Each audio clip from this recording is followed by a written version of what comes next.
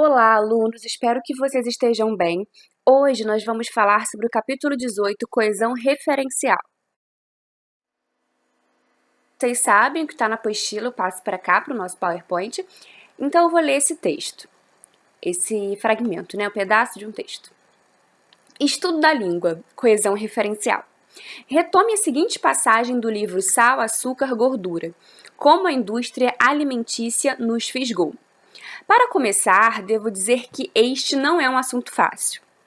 Não há respostas fáceis, seja para quais devem ser as atitudes dos profissionais de saúde pública, a fim de manter esse problema sob controle, seja para o que a indústria deve fazer, à medida que tentam nos responsabilizar pelo ocorrido. Mas uma coisa está clara: aqueles de nós que já deram uma atenção maior a esse problema, sejam profissionais da saúde pública ou especialistas das nossas empresas, têm certeza de que a única coisa que não devemos fazer é nada. Então, gente, como vocês podem observar, nós temos a palavra coisa, certo? E ela apareceu 2 vezes, ela está em negrito. Vamos lá. No fragmento acima, ou seja, no slide anterior, o autor empregou o nome genérico, ou seja, uma palavra que não é específica. A palavra coisa pode se referir ao trabalho, pode se referir a eu faço uma coisa, pode se referir a um assunto, eu tenho uma coisa para te falar, Tanto é que se alguém diz, eu tenho uma coisa para te falar, você fica inquieto, porque você pensa, coisa? Que coisa? Porque a pessoa não te deu nenhuma pista, sobre o assunto. O autor empregou o nome genérico coisa 2 vezes. Aqui esse termo se refere em cada uma dessas ocorrências, gente. Então, olha só. Na primeira ocorrência, esse nome foi empregado para se referir à constatação de que era necessário agir para controlar a situação em que as indústrias alimentícias se encontravam. Na segunda, ela foi usada para se referir às prováveis medidas que seriam tomadas, Você acha que as indústrias que se dedicam, agora é uma pergunta geral, à produção de alimentos ultraprocessados são de fato responsáveis pela epidemia de obesidade, ou seja, pela epidemia de obesidade, Pela obesidade de modo geral, pela obesidade global, que atinge a vários países? Comente sobre isso. Então, essa resposta é pessoal, gente? Mas só para estimular o pensamento de vocês, É importante que vocês saibam que as indústrias têm parte da culpa. Mas não só, gente? Porque a mídia veicula, transmite esses anúncios publicitários que incitam, ou seja, que estimulam o consumo de tais produtos. E os próprios consumidores que não se preocupam com a saúde não estão isentos de responsabilidade, portanto, Então, essa culpa ela não pode recair somente sobre a indústria, tá? Então, continuando, vamos lá. Coesão referencial. Uso de expressões descritivas e nominalização. Então, vamos à nossa aula de fato, Depois de passada essa contextualização, essa introdução. Um mecanismo muito usado para melhorar a coesão textual é o emprego de expressões descritivas. Essas expressões revelam uma caracterização situacional, ou seja, determinado referente, uma palavra-chave, Esse determinado referente é retomado por meio de uma descrição apropriada diante de determinado contexto. Então, como assim? Temos aí um exemplo, que vai deixar isso claro. Visitamos o Rio de Janeiro. Na cidade maravilhosa, algumas pessoas lutam para exibir nas praias um corpo perfeito. Então, gente, nós temos... primeiro aparece o Rio de Janeiro, um lugar, E depois cidade maravilhosa, que retoma o Rio de Janeiro. Então, o Rio de Janeiro é conhecido dessa forma, através dessa expressão descritiva, não só no Brasil, mas também fora do país, Então, cidade maravilhosa, a gente tem aí, cidade é um substantivo, maravilhosa é um adjetivo, que qualifica esse substantivo. Então, temos essa expressão descritiva que está fazendo uma referência a Rio de Janeiro. Então, não sei se vocês vão lembrar, mas na aula passada nós falamos também sobre coesão. E aí, gente, o que é essa coesão, para retomar? A coesão é um recurso linguístico que a gente tem para evitar a repetição e deixar o texto mais bonito, deixar o texto bem escrito. Então, visitamos o Rio de Janeiro. No Rio de Janeiro, algumas pessoas lutam para exibir nas praias um corpo perfeito. Isso, gente, deixaria o nosso texto feio, deixaria o nosso texto pobre. Por quê? Porque eu posso usar na Cidade Maravilhosa para retomar, né, Rio de Janeiro, tá? Ok, então a gente também poderia dizer o seguinte, ó, visitamos o Rio de Janeiro. A gente poderia usar a cidade carioca, né, porque carioca diz respeito a Rio de Janeiro, então a gente também evitaria a repetição. Por meio da referência à cidade maravilhosa, o termo Rio de Janeiro é retomado, evitando uma repetição desnecessária, deixando o texto mais coeso, deixando o texto com um aspecto positivo, com uma estética, né? Leia agora este novo período. Michael apurou fatos relacionados à produção de alimentos industrializados. Caso não se tratasse de uma apuração jornalística, a população poderia suspeitar de que tudo não passasse de uma teoria conspiratória. Mas, diante do cenário e das evidências, as suspeitas seriam infundadas. Então, temos aí o apurou, está em negrito, apuração também, suspeitar e suspeitas, né? A que classes gramaticais pertencem as palavras apurou e suspeitar?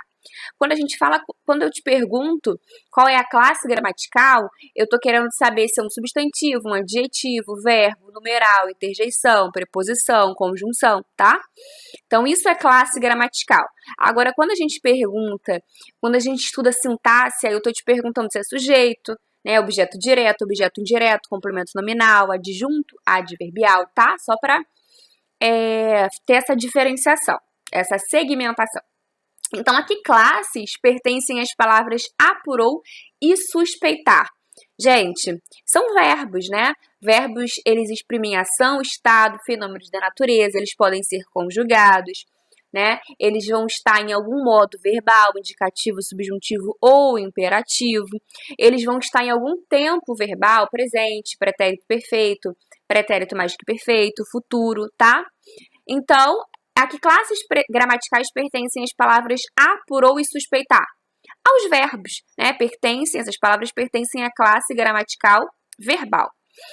E a que classe pertencem os termos apuração e suspeitas? E aí, gente? Então, qual é a classe gramatical que serve para dar nome?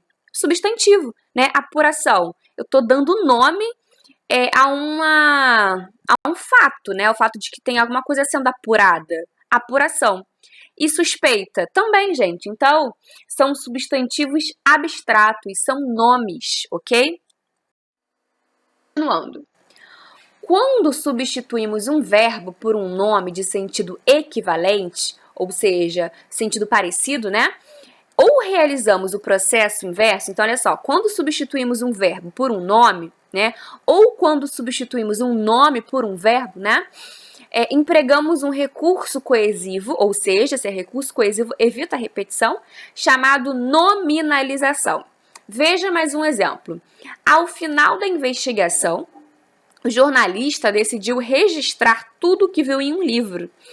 Todos admitem que ele foi ousado em investigar gigantes da indústria alimentícia. Nesse caso, o substantivo abstrato, investigação, foi substituído pela forma verbal investigar. Investigar, lembrando, é um verbo que pertence à primeira conjugação, né? Porque termina em AR, garantindo a coesão textual. Então, aqui, nós tínhamos um nome, investigação, né? E esse nome foi substituído pelo verbo, garantindo o quê? A coesão textual, evitando a repetição. Elipse, né? Então, gente, o que é elipse? Elipse é a omissão de um termo. Então, olha só, leia mais um fragmento do livro de Michael. Não havia jornalistas na reunião. Não foram feitos atas nem registros. Isso daí, esses dois períodos aparecem no texto, né? Observe que faltam complementos a alguns termos da segunda oração. Então, a segunda oração é: não foram feitos atas nem registros. Reescreva essa passagem inserindo as palavras que faltam. Então, gente, olha só. Não havia jornalistas na reunião. Não foram feitos atas nem registros. Observe que faltam complementos a alguns termos da segunda oração. A segunda oração, como eu falei para vocês, não foram feitos atas nem registros. Reescreva essa passagem, inserindo as palavras que faltam. Então, quando a gente reescreve inserindo as palavras que faltam, como ficaria? Não foram feitos atas nem registros da reunião, né? Atas e registros de quê? Da reunião. Mas por que esse termo não apareceu na segunda oração? Porque já tinha aparecido ali na primeira, né? Então, qual dos textos ficou mais coeso? O original, ou seja, o original não havia jornalistas na reunião. Não foram feitos atas nem registros, né? Esse texto ou o que a gente reescreveu? Não foram feitos atas nem registros da reunião. Qual ficou mais coeso? O que ficou mais coeso foi o original, né? Não havia jornalistas na reunião, não foram feitos atas nem registros. Esse é um texto que apresenta uma escrita mais clara, uma escrita melhor, né? Entre aspas. E por quê? Porque, gente, já tinha aparecido ali na reunião, né? Então a repetição, ela não aconteceu. Passando para o próximo slide. A omissão de palavras também é um recurso coesivo. A esse mecanismo damos o nome de elipse. Ela também ocorre quando o termo omitido na frase pode ser recuperado pelo contexto. Assim, a expressão que se repetiria é apagada, mas sem comprometer a compreensão do enunciado. Então, gente, a coesão ela deve ser utilizada, né? Ela é muito bem-vinda no texto, desde que o sentido dele não seja comprometido, porque o texto tem que ser claro, né? Então, assim a expressão que se repetiria é apagada sem comprometer a compreensão do enunciado. Confira mais um exemplo. Ainda que já tenha lido artigos e livros e assistido a alguns documentários sobre os alimentos ultraprocessados, não tinha uma ideia de que eram tão nocivos à saúde. Então, gente, olha só. Percebam aí que nós temos o eu, né? Que é o pronome pessoal do caso reto, que aparece entre parênteses, e ele aparece 2 vezes entre parênteses, né? E depois, alimentos ultraprocessados também, né? Estão entre parênteses. E aí, o que esse parênteses indica, né? Ele está indicando o seguinte, que o eu, a gente colocou o eu aí, né? Mas que nós poderíamos tirar o eu. E também poderíamos tirar alimentos ultraprocessados, né? Porque, ainda que já tenha lido artigos e livros e assistido a alguns documentários sobre os alimentos processados, não tinha uma ideia de que. Então, por que esse eu poderia sair? Porque eu sei que, pelo contexto, né, ele está se referindo à primeira pessoa de singular. Então, eu poderia ser suprimido. Alimentos ultraprocessados ali também, né, eles também poderiam ter sido essa expressão, né, também poderia ter sido suprimida. Por quê? Porque já tinha aparecido ali, ó, sobre os alimentos ultraprocessados. Não tinha uma ideia de que os alimentos ultraprocessados. Então, ele já tinha aparecido. Eu ainda estou me referindo a ele. Ele poderia ter sido apagado, né? Note como 2 termos diferentes, eu e alimentos ultraprocessados, foram suprimidos nesse período, como recurso coesivo, né? Ou seja, para evitar repetição. No entanto, em nenhuma das ocorrências, a omissão dos termos prejudicou o sentido do texto.